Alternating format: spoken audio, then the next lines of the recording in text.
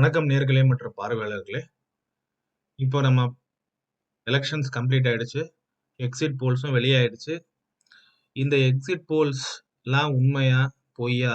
கடந்த காலங்கள்ல இந்த எக்ஸிட் போல்ஸ் எப்படி பெர்ஃபார்ம் ஆயிருக்குன்றது தான் இந்த வீடியோல பார்க்க போறோம்.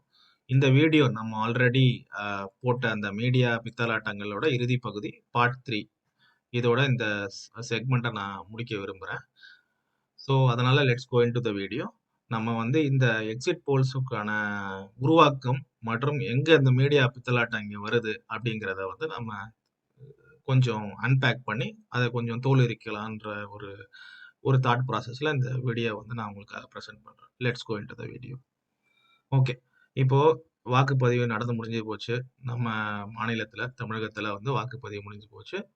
ஆளும் திராவிட முன்னேற்ற கழகம் செகண்ட் டேர்ம் நோக்கி ஜனங்க கிட்ட அவங்க போயிருக்காங்க.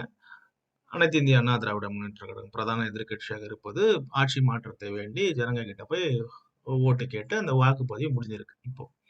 ஓகே, இப்ப பாத்தீங்கன்னா எல்லா கருத்து கணிப்பு ஏஜென்சியும் அவங்களுக்கான ஸ்டாட்டிஸ்டிக்ஸை ஜனங்க மத்தியில அவங்க பிரசன்ட் பண்ணியிருக்காங்க. சில கருத்து கணிப்பு திராவிட முன்னேற்ற கழகத்திற்கு தான் 2ஆம் முறை வாய்ப்புன்னு சொல்லியிருக்கு. சில கருத்து கணிப்புகள் அனைத்து இந்திய அண்ணா திராவிட முன்னேற்ற கழகத்திற்கு தான் வாய்ப்பு, ஆட்சி மாற்றம் நடக்கும்னு சொல்லியிருக்கு. சில கருத்து கணிப்புகள் இது தொங்கு சட்டப்பேரவை அமையும் அப்படின்னு சொல்லியிருக்கு. ஒரு கருத்து கணிப்பு, அதாவது குறிப்பிட்டு சொல்ல வேண்டும் என்றால் ஆக்சஸ் அண்ட் இந்தியா டுடே கருத்து கணிப்பு என்னன்னா, தாவேகாவிற்கு தனி பெரும்பான்மை 120 இடங்களில் கிடைத்துவிடும் என்ற ஒரு மாபெரும் ஒரு டீவியேஷனை கொடுத்திருக்கு. இந்த ரெண்டு பிரதான கட்சிகள், அதாவது 1967 தமிழகத்திலே திராவிட அரசியலே நடந்துள்ளது. Either it was DMK or ADMK, திமுகவோ அல்லது அதிமுகவோ தான் திராவிட மண் தான் நம்ம மண்ணு அப்படின்ற ஒரு உருவகம் தான் நம்ம கிட்ட இருக்கு. ஆர் வாட் எவர், அது ஒரு ஒரு ஸ்டாட்டிஸ்டிக்கலா ஒரு புள்ளிவரத்தின் அடிப்படை அது உண்மையும் கூட. அதிமுக 31 வருடமும், திராவிட முன்னேற்ற கழகம் 23 ஆண்டுகளும் வெவ்வேறு ஆளுமைகளால் ஆளப்பட்டது நமது மாநிலம் தமிழகம். அதுல இருந்து டோட்டலா டிவியேட் ஆகிற மாதிரி அவங்க 120 இடங்கள் தாவேகா வரும், அதிமுக 3ஆம் இடத்திற்கு தள்ளப்படும் என்று ஒரு உருவத்தை அவர்கள் கொடுத்திருக்காங்க. ஓகே, இந்த டீடைல்ஸ் உள்ள நான் போக விரும்பல. ஏன்னா கருத்து கணிப்பு ஏஜென்சிஸ் அவங்க டேட்டா இந்த கருத்து கணிப்பை நாங்க எப்படி எடுத்தோம் அப்படின்ற ஒரு ஆஸ்பெக்டையோ அந்த மெட்ரிக்ஸையோ யாரும் கொடுக்கல. ஓகே, ஸோ அதனால நம்மளால அவங்கள விமர்சனமோ அல்லது அவங்கள நாம கொஸ்டினோ பண்ண முடியாது. ஆனால் ஒன்று நாம் என்ன ஆராயலாம் என்றால், கடந்த காலங்களில் இந்த மீடியா, அதாவது இந்த கருத்து கணிப்பு ஏஜென்சியோ அதை ஊக்குவிக்கிற இந்த பித்தலாட்ட மீடியாவோ எவ்வாறு உங்களுக்கு எப்படி சொல்றது, எவ்வாறு way out of the mark, அதாவது ஒரு இலக்க நோக்கி இல்லாம கண்டபடி அவங்க கருத்து கணிப்புகளை வெளியிட்டு இருக்காங்க. இந்த recent past as well as the past 20 years அப்படின்ற எக்ஸாம்பிள தான் நான் உங்ககிட்ட இப்ப சொல்ல போறேன். ஓகே, ஸோ இதை நீங்க கணிக்கணும்னா நீங்க 2004, இந்த இயர் 2004, அதாவது 2004ஆம் ஆண்டு நீங்க டிராவல் பண்ணணும். டைம் டிராவல் மிஷின்ல எடுத்தீங்கன்னா 2004ஆம் ஆண்டு நீங்க டிராவல் பண்ணீங்கன்னாக்கா, அப்பொழுது நாடாளுமன்ற தேர்தல், அதாவது அந்த நாடாளுமன்ற தேர்தல்ல என்டிஏ அரசாங்கம், முதல் என்டிஏ அரசாங்கம், அதாவது நம்ம இன்னைக்கு பேசுறோம் என்டிஏ அரசாங்கம் தமிழகத்திலே எடப்பாடியார் தலைமையில் உள்ளது. என்டிஏ அரசாங்கம் அல்ல, என்டிஏ கூட்டணி ஒரு மேண்டேட்டை அவங்க சீக் பண்றாங்க பீப்புள் கிட்ட இருந்து. அந்த மேண்டேட் எடப்பாடியார் அவர்கள் தலைவர் அப்படின்னு அவங்க கேட்கிறாங்க. ஓகே, அந்த என்டிஏ தலைமையில எடப்பாடியார் தலைமையில என்டிஏ நிக்குது தேர்தல்ல. அந்த என்டிஏவோட 2ஆம் அரசாங்கம் அடல் பிஹாரி வாஜ்பாய் அவர்களின் தலைமையிலே அவங்க போய் மக்களின் முன் வாக்கு சேகரிக்கிறார்கள், எலெக்ஷன்ல போட்டி போடுறாங்க. அந்த எலெக்ஷன்ல அவங்க கண்டெஸ்ட் பண்ணதுக்கு அப்புறமேட்டு என்ன சொல்றாங்க எக்ஸிட் போல்ஸ், தனி பெரும்பான்மையுடன் 248 இடங்களில் என்டிஏ அலையன்ஸ் வெற்றி பெறும் அப்படின்னு சொல்லி ஒரு போடா போடுறாங்க. இறுதியில் என்ன ஆச்சுன்னா, வாஜ்பாய் அவர்கள் பதவி இறங்கினார். தனி பெரும்பான்மை மட்டும் இல்ல, தனி பெருங்கட்சியாவே பாஜகவால வர முடியல. இது ஒரு பித்தலாட்டம், முதல் பித்தலாட்டம் எக்ஸிட் போல்ஸ்ல. ஓகே. இரண்டாவது 2009ஆம் ஆண்டு நாடாளுமன்ற தேர்தல் மறுபடியும். இந்த முறை அவங்க என்ன பண்ணிட்டாங்கன்னா, நேஷனல் லெவல்ல ஓரளவு கரெக்டா கணிச்சிட்டாங்க. யூபிஏ மன்மோகன் சிங் அவர்கள் தலைமையிலான யூபிஏ அரசாங்கம் தான் ரிட்டர்ன் வரும் சென்ட்ரல் கவர்மெண்ட்லன்னு சொல்லிட்டு அதை கரெக்டா அவங்க கணிச்சிட்டாங்க. ஆனா தமிழகத்திலே 2009ஆம் ஆண்டு மாபெரும் யுத்தம், நம்மால் மறக்க முடியாத யுத்தம் ஒன்று நடந்தது இலங்கையிலே. அதன் முன்னிட்டு திராவிட முன்னேற்ற கழகத்துக்கு கணிசமான இடங்கள் குறையக்கூடும் என்ற ஒரு கருத்து, பெருவாரியான கருத்து கணிப்புகள் திராவிட முன்னேற்ற கழகத்திற்கு அவ்வளவு எம்பி சீட்டு கிடைக்காது அப்படின்னு சொல்லிதான் வந்து அவங்க ப்ரொஜெக்ட் பண்ணியிருந்தாங்க. ஆனால் நடந்தது என்ன? திராவிட முன்னேற்ற கழகம் மற்றும் யூபிஏ கூட்டணி அதுக்கு தான் அதிக சீட்டு கிடைச்சிச்சு, not for ADMK alliance. So அது ஒன்று. மறுபடியும் 2013ஆம் ஆண்டு கலைஞர் அவர்கள் தலைமையிலே மறுபடியும் திமுக அதிமுக இடையிலே போட்டி. எக்ஸிட் போல்ஸ் என்ன சொல்லுச்சுன்னா, திராவிட முன்னேற்ற கழகம் மீண்டும் ஆட்சி கட்டிலில் அமரும் என்று கூறியது. ஆனால் நடந்தது என்ன?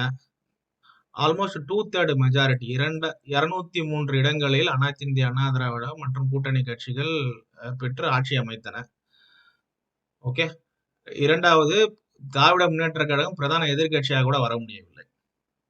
அந்த மாதிரி ஒரு நிலைமை. So again it's way of the mark exit polls. இதெல்லாம் வந்து சில எடுத்துக்காட்டுகள் தான். மற்ற மாநிலங்கள்ல என்ன நடந்துச்சு, இல்ல மற்ற கருத்து கணிப்புகள் எவ்வாறு போச்சு, நீங்க கமெண்ட் செக்ஷன்ல சொல்லலாம். ஜஸ்ட் நான் எனக்கு மைண்ட்ல இருக்கிற எக்ஸாம்பிள்ஸை நான் உங்ககிட்ட பகிர்ந்துக்கிறேன். எப்படி இந்த மீடியா வந்து நம்மளை மிஸ்கைட் பண்ணுதுன்றதுக்கான ஒரு சான்றா. மறுபடியும் 2016ஆம் ஆண்டு சட்டப்பேரவை தேர்தல். மீண்டும் கலைஞர் தலைமையில திராவிட முன்னேற்ற கழகம் போட்டியிடுகிறது. ஆட்சி கட்டிலிருந்து அனைத்து இந்திய அண்ணா திராவிட முன்னேற்ற கழகத்தை இறக்குவதற்காக. மறுபடியும் அம்மா அவங்க தலைமையில அஇஅதிமுக. மறுபடியும் கருத்து கணிப்புகள் exit polls predicts DMK will win. ரொம்ப மிகைப்படுத்தி இல்ல, ஒரு நார்மல் நம்பர்ஸ் தான் கொடுக்குறாங்க. பட் அகைன் நம்பர்ஸ் தப்பா போகுது. அம்மா அவங்க ஆட்சியை ரிட்டைன் பண்ணி அவங்க ஆட்சி கட்டில அமர்ந்துட்டாங்க. அகைன் மறுபடியும் தப்பு, பித்தலாட்டம். அடுத்து 2021ஆம் தேர்தல், கடந்த சட்டமன்ற தேர்தல்.